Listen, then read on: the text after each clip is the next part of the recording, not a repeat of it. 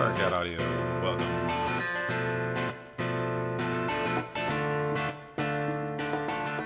Back with you in the rocking chair on this beautiful late evening, and it is late because it has been a challenge to make this. This is my third run through to hang out with you guys a little bit with this fucking song. Oh, it's been... I'll tell you what happened. The first time, I spent a good hour and it wasn't recording. And the second time, for some reason, my... just shut the fuck up for a second. All the while it wasn't recording because my driver's up here. Preferences. I don't know how. I thought I checked these, but they were not set to voice meter. So the second time I fucking did it, as you, if you've ever used this, may guess, it was picking up my voice, but all the sound from the DAW, from Sonar, was completely mute. You couldn't hear anything. It was just nothing. Which is bullshit. So here we are. It is late now, but we have some things to talk about, I think. I just want to run through some shit. At this point, it's all fucked up, and I wanted to have... Man, we could have peaked at the same time. Remember that in The Doors? You ever seen that old Doors movie? Meg Ryan, and she's dating Jim Morrison, and he comes in, and she's like, honey, did you already take the acid? And he's like, yeah. And she's like, damn, no, we're not going to peak at the same time. Anyways, moving through this project, two things happened. One thing happened. I put the trumpet solo like right at the beginning. No more of this little jam section trumpet solo. And then I balanced it, so it's like a jam in this. So what we have now, as we fleshed out, 4 even parts. We have a main, solos, main, solos. And the trumpet section just goes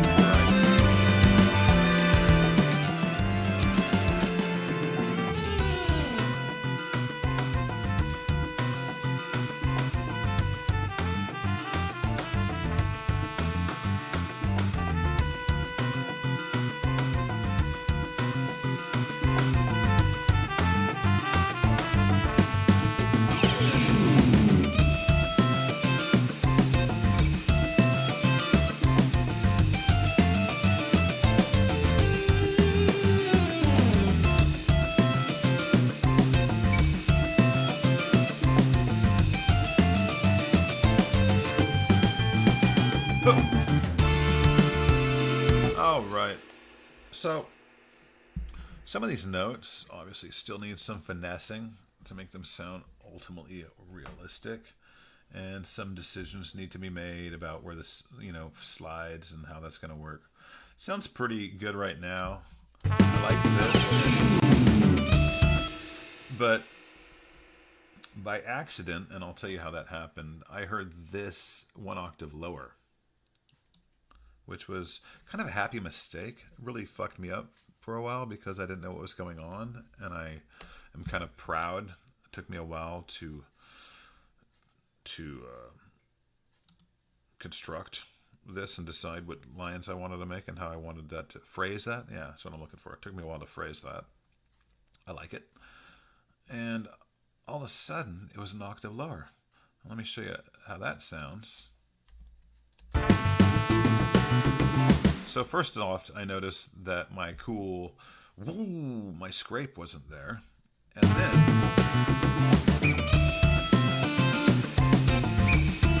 whoa.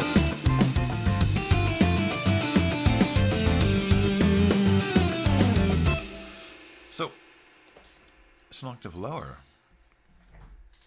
But I listened to it, and I'll tell you why it's an octave lower in a second, because it really flipped me out. But I really like that. I mean, if I add some keys, thinking right, add some pig squeals. Let's pick some pig squeals on a couple choice notes right there. I like it. And then maybe on this one, go high. But we can do that easy enough. Let me get back to why this was all of a sudden offset, because I went and checked my MIDI. All my notes are good. They're up here. They're not down here. So why the fuck are my notes all of a sudden fucked up? Well, it has to do with this. I took this note. I didn't want this note just to end on a solid holding note. So, excuse me. By the way, LaCroix grapefruit. Try the LaCroix grapefruit. Wonderful, wonderful stuff. Especially when I'm a coffee drinker, so like on nights like tonight, I might have a cup of coffee and your mouth gets all gummy and coffee-like, and LaCroix just refreshing. Anyways, I didn't want this note just to hold like that. So, as you guys know, I often add a lot of stuff on top of my guitar lines afterwards. Just hit record, let it go, and do whatever you want to do. So I wanted to slide out that note with my stick right there. Right there.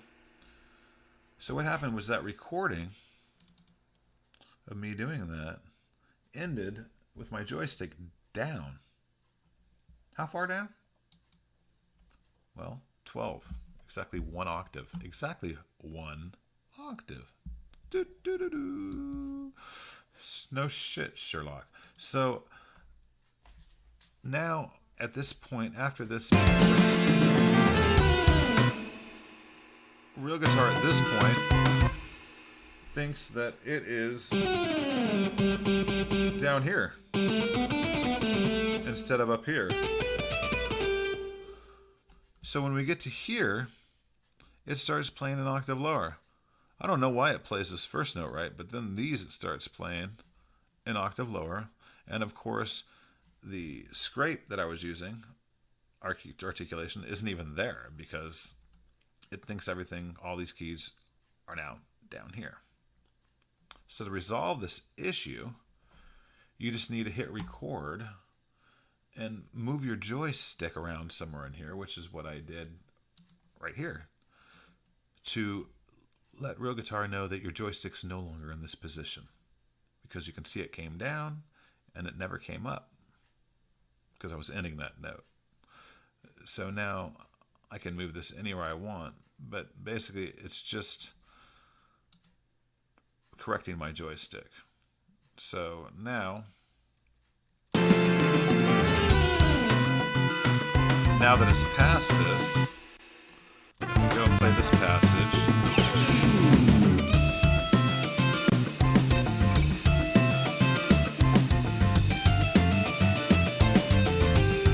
it's going to play the correct thing at that point. So, yeah, anytime you want to add any sort of articulation or anything once your articulations are laid out, if you don't want to lay out the articulations, a couple videos back, you can lay them out in a fashion and a strategic positions that make sense to you. Don't just throw them on any key. Make sure they make sense to you. Anyways, all you got to do is hit record, set up your track, hit record, and while it plays out, just hit the keys you need to insert the articulation.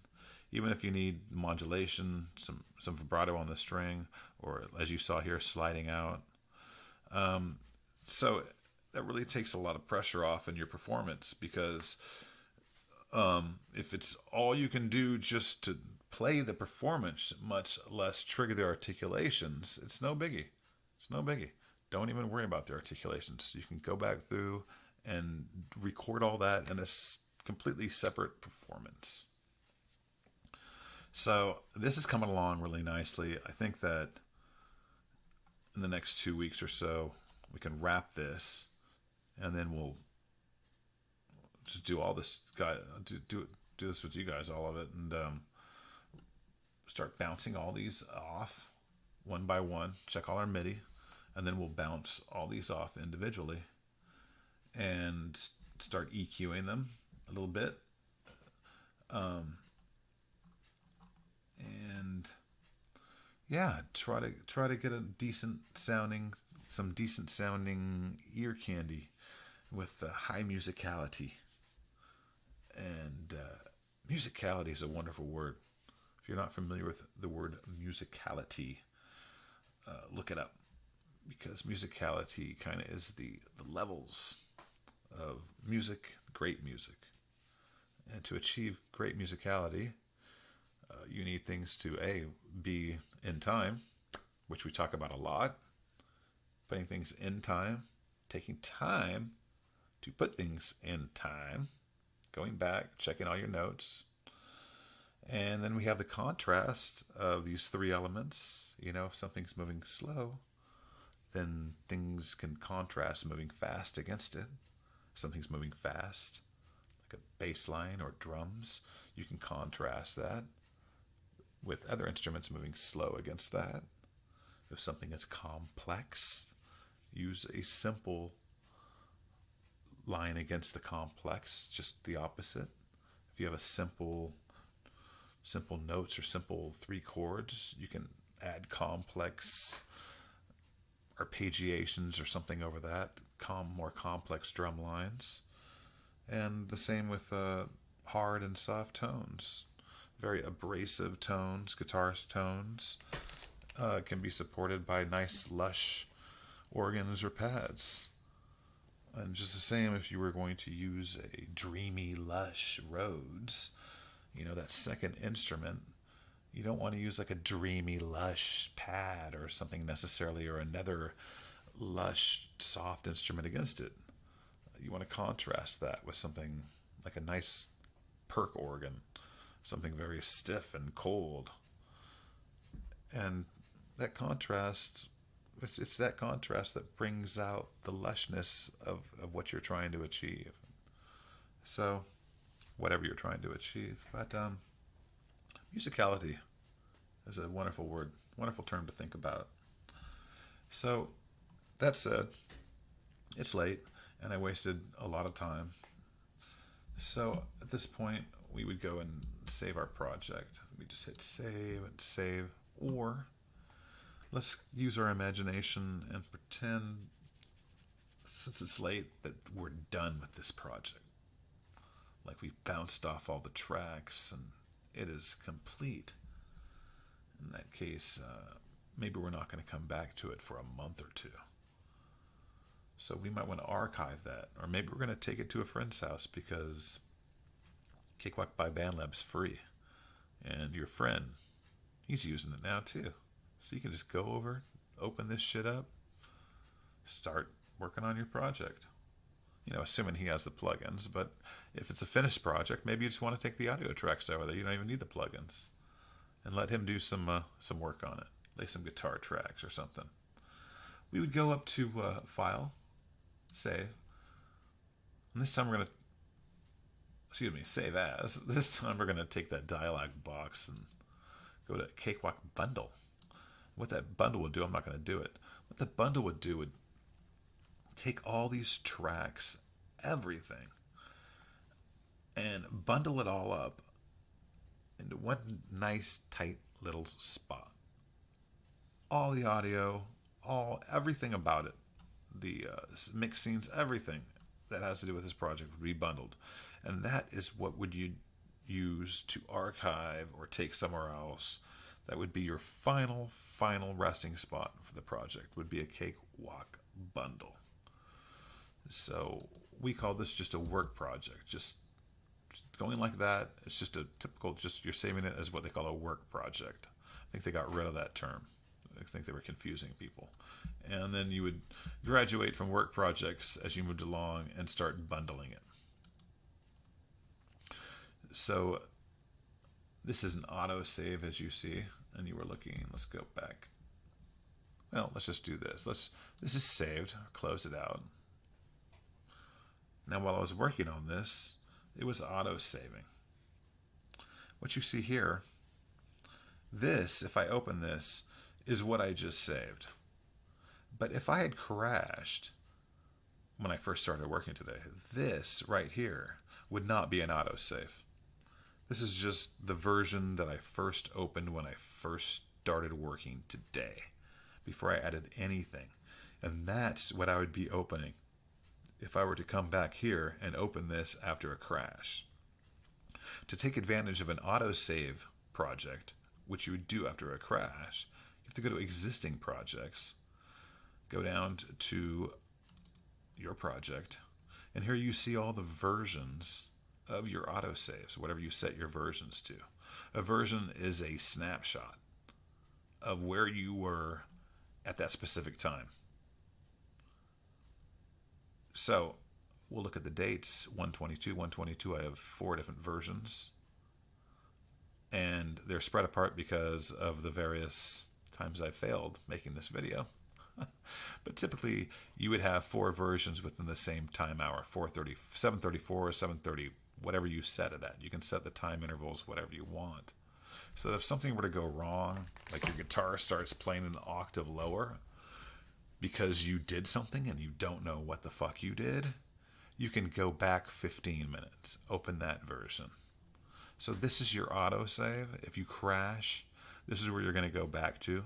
Look at the clock. What time did I crash? And go to your nearest time. You crash at 7:30. Oh, look, there's a 7, just before 7:30. And that is how to save. Don't go back here. That is just a representation. By the way, the new update, I guess this will allow for up to 100 quick starts right here as you move along. The new, apparently, this will allow 500. So this is going to go for days if you want it to. 500 projects right up front here to open. So, hey guys, thanks for coming by. And it's been a long night and I'm really tired of talking. Anyways, Wirecat out.